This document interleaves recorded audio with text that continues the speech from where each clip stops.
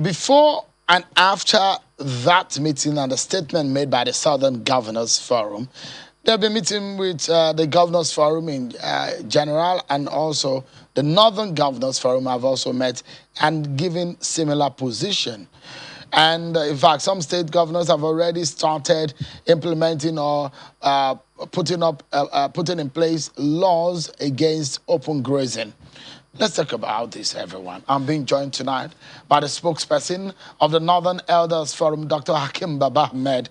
He joins us from our Abuja studio. Thank you so much, Doc, for joining us tonight. And let's begin the conversation first and foremost on some of these attacks that we're seeing. Good news that some of these Baptist students are back home, but there are talks about ransom being paid for them. Let me get your view on how we can permanently arrest the kidnap in the northwestern region of the country.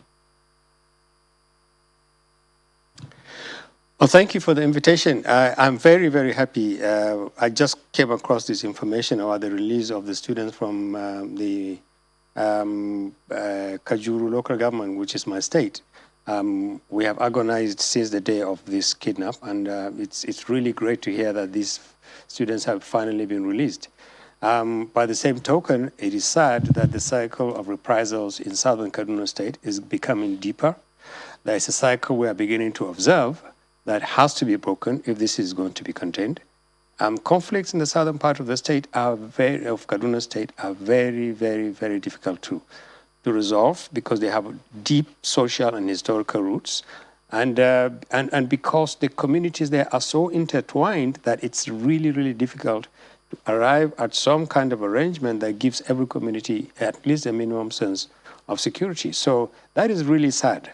I'm afraid on the basis of experience alone, this kind of reprisals is going to continue because you don't have a deployment in spite of the fact that there is a special operation in that area and in some parts of Plateau State. You don't have a deployment of military and police that will actually police every community to a point where it feels safe. Reprisals can take place at any time, anywhere.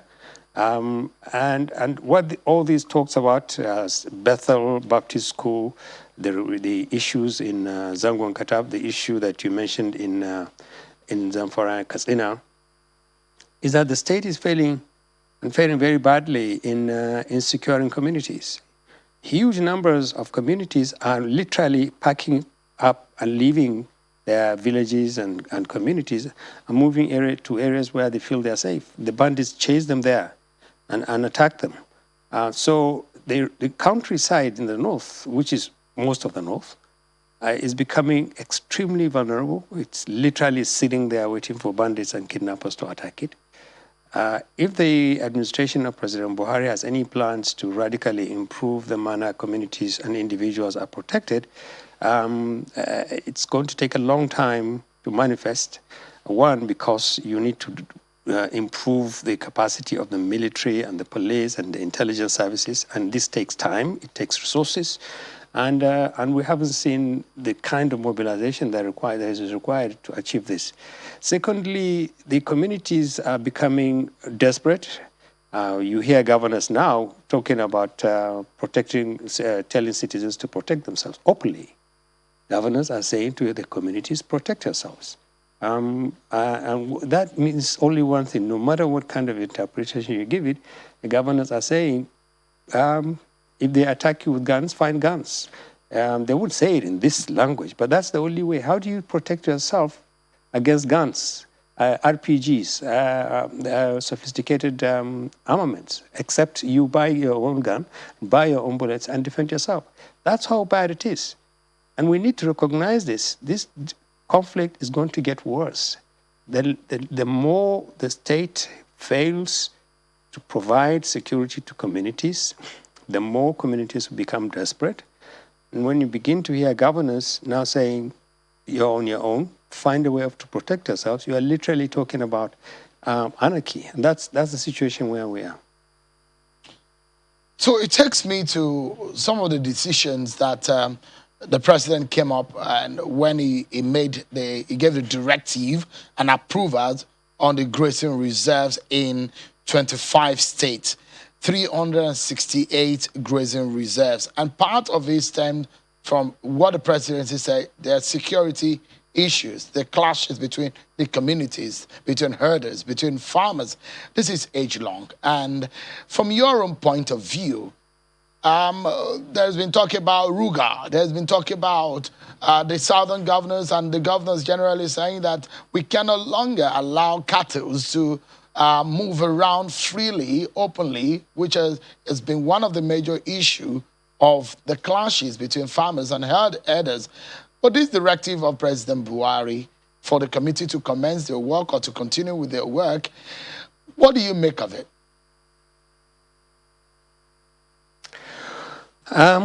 Well, I would ask the question, if I had a chance to ask the president, what do you intend to do with this data? First of all, there's a huge amount of data that ordinarily should tell the president. A lot of research has been done, including one done by the convener of the Northern Elders Forum and a few other people, Professor Ango Abdullahi, that outlines exactly where those 360 odd grazing routes and reserves exist. On paper, they exist.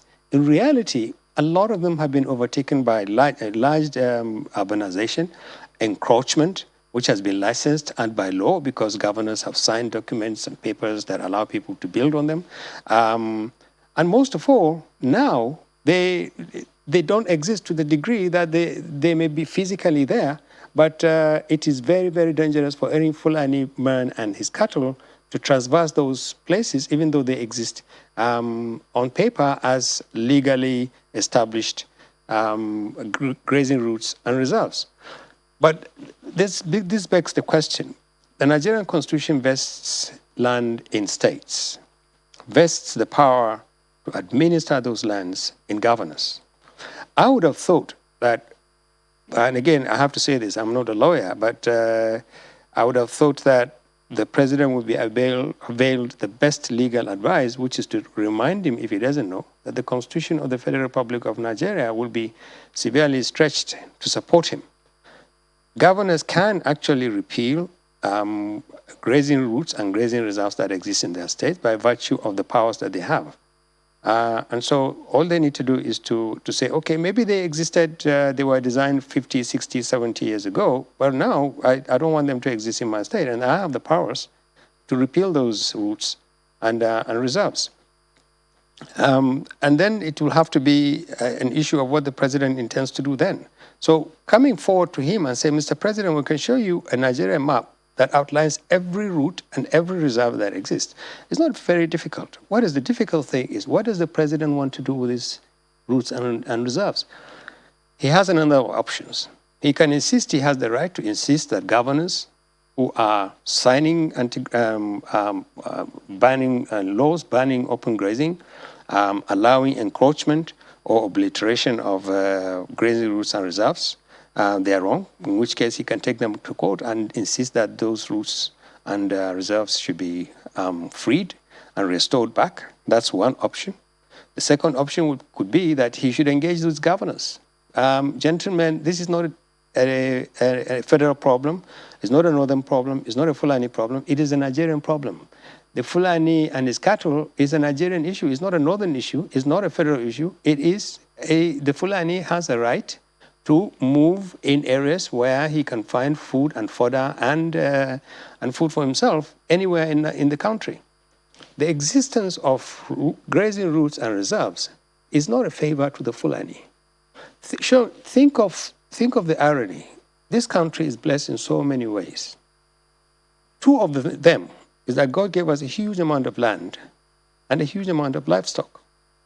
It's a failure of Nigerian leadership that we cannot manage these two assets. This is what all these things tell about. Is it impossible to find the kind of leadership that will say there is a way in which you can both use this land and allow the asset that is our livestock to coexist? This is the fundamental failure of leadership in this country. I'm not saying this problem started now. It started a long time ago. So governors that are signing open grazing laws against open grazing, governors that would say, for instance, no, please don't come up with this business of gazetted grazing routes, because we can ungazette them tomorrow by signing a law that repeals them, because the power to administer land is vested in us. But beyond that, the question really is, do governors feel an obligation to protect Nigerians who are Fulani and their cattle if they are law-abiding? Do they recognize the fact that the existence of grazing routes and reserves actually serves to protect communities as well as protect cattle and the Fulani? This is the way it does that. If you have designated, known, clearly demarcated routes and reserves, routes and grazing reserves, everybody knows about them. No one should attack Fulani or his cattle if they are operating and staying within established grazing routes and reserves. By the same token, any Fulani or his cattle who veers away from these gazetted routes and reserves breaches the regulations regarding that and is therefore liable to be punished depending on what the punishment is.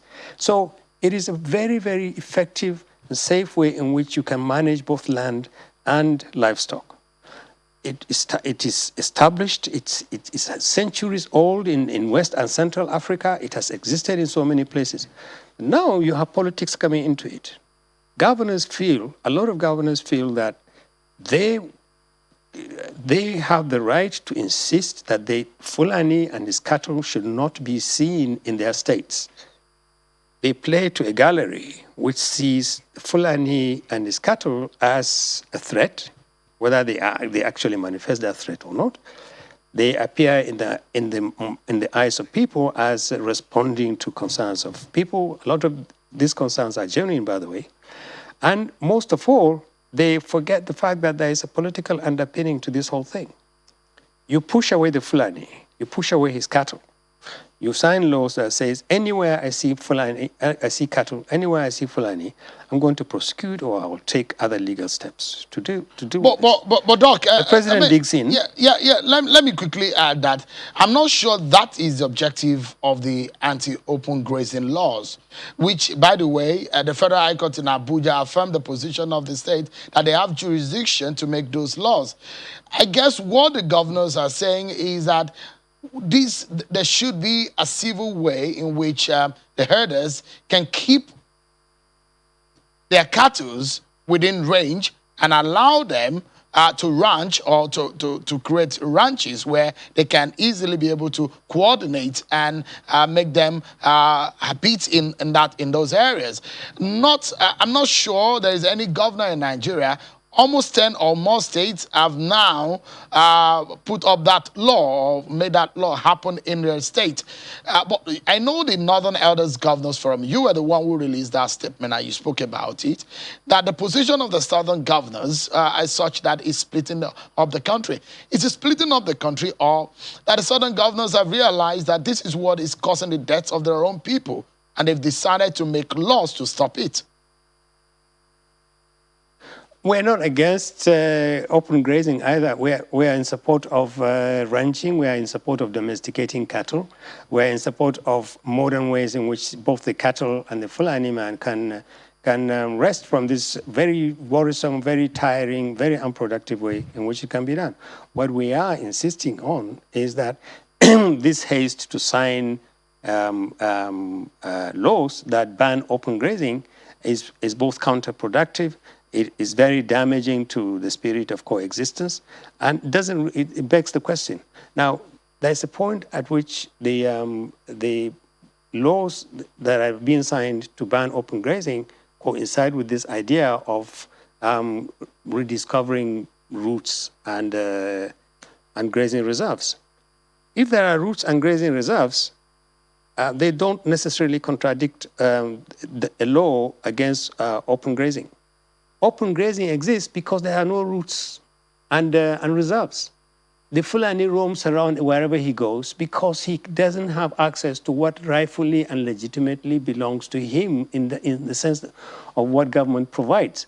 That this is the only way to go, And when you get to this place, you can stop here and you can take water and you can eat, your cattle can eat. And this is the law.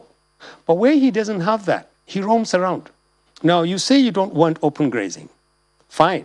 You don't want, there are no reserves don't exist anymore. Even if President Buhari wants to reinvent them, he's going to find it very difficult. He has to beg the governors to give him the land to do so, or to allow the leftover of those reserves and routes to come back to reality. And I don't think governors are in the kind of mood, particularly governors in the southern part of the country, are not in the kind of mindset to say, okay, we would allow the return of grazing routes and grazing reserves. So these things are interrelated. The point I'm making is that the Fulani issue is a national issue. It should not be treated as if it's a problem for somebody else. It's not a southern issue, it's not a northern issue, it's a national issue.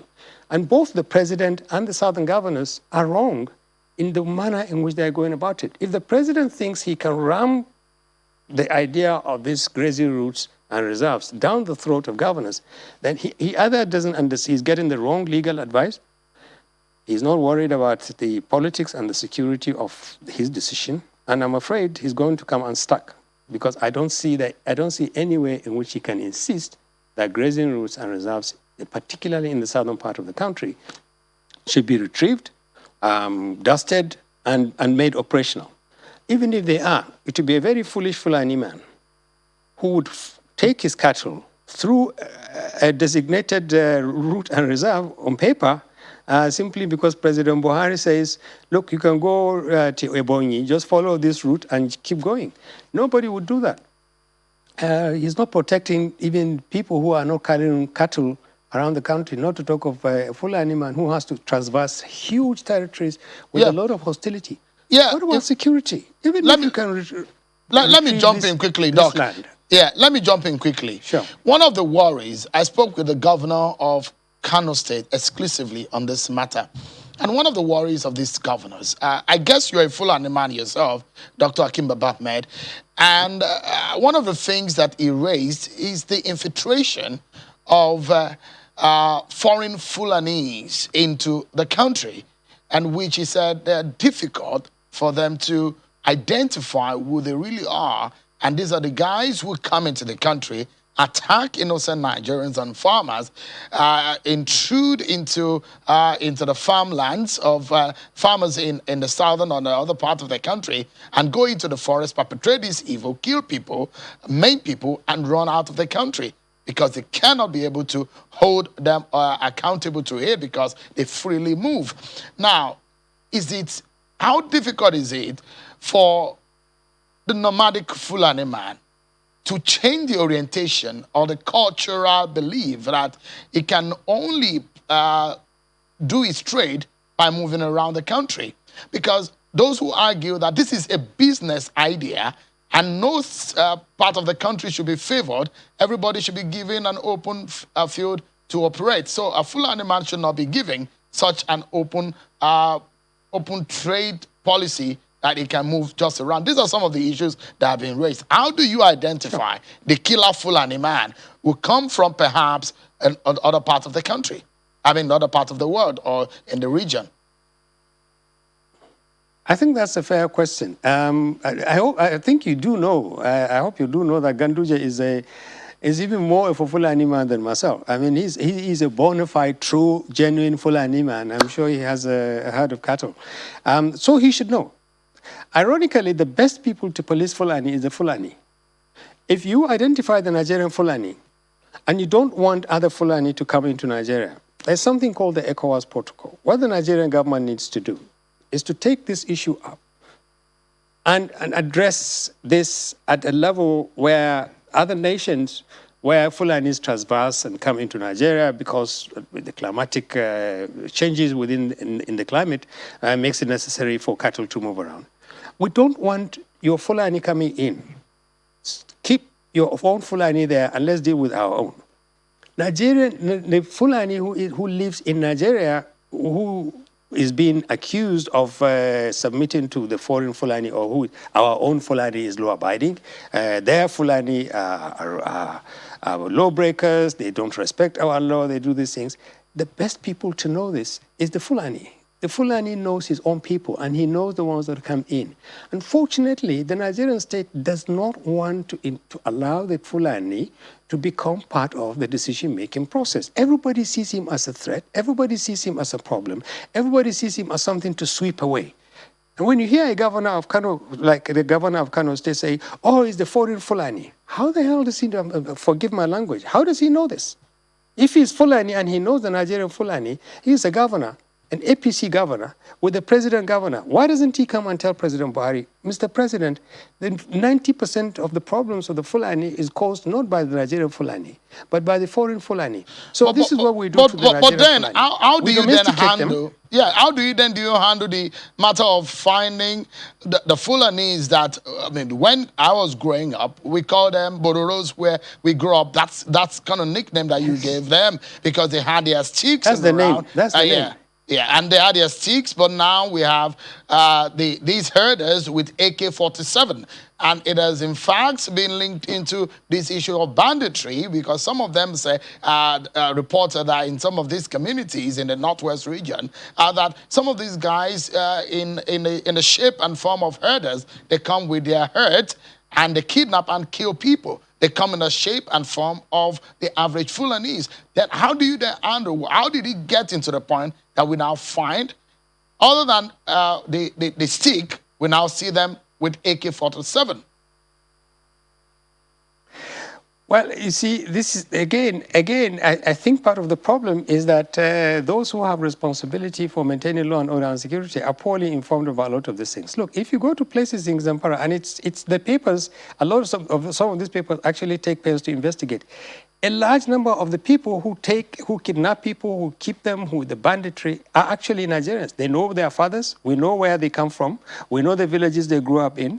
We know where they were 10 years ago. We know where they are now. Read some of the papers, and they will tell you, this bandit who is known by this name, his father is this, and he's from this place. We know. This is a very complicated issue. The bottom line is this. It is important for Nigeria to sit down and try to analyze, what is this Fulani issue? What is it that we can handle? And what is it that represents the kind of issue that we need to collaborate with others to deal with? But this business of just passing the problem around, oh, there is a lawful Fulani, there is a foreign Fulani, there is another one. The problem is that the Fulani has become a problem. The Fulani as an issue has become a problem, and the Nigerian state has neither the thinking capacity, it is not willing to go beyond the normal bandits and kidnappers, and as a consequence of that, the problem is just getting worse. You need to put this problem on the table and look at it. Now, you ask the question, how do we know what solution, for instance, is feasible? In the next 1 year, how do you deal with the bandits that are holding huge numbers of cattle and people in Zamfara, in parts of Niger State, in Kaduna State? How do you deal with them? Are they Nigerian bandits? Do they come from Chad? Do they come from Mali to Nigeria, take land, take territory? Are there convergence? Are we beginning to see a convergence between Fulanis in bushes as well as extremist fringe religious groups? Is that real? Are we seeing this? Is the Fulani now feeding on the limitations of the Nigerian state in terms of defending communities and therefore literally taking and keeping territories and getting lawful people to run away and move away from them? All these are fundamental issues, and you cannot solve them unless the government really sits down and looks at this problem. All right. You need the governors on board. You need a president who is receiving quality advice, quality information. You need the Fulani, the leadership of the Fulani, as well as other people who are in touch with this Fulani, to sit down and tell you how serious this problem is. It can be solved. This is the whole thing about this Fulani thing. It can be solved. But we look at the solution. Mechanism. Yeah. Let's take a breather, Doc. We need to take a breather. And when we return, we'll look at the solution and also the legal angle.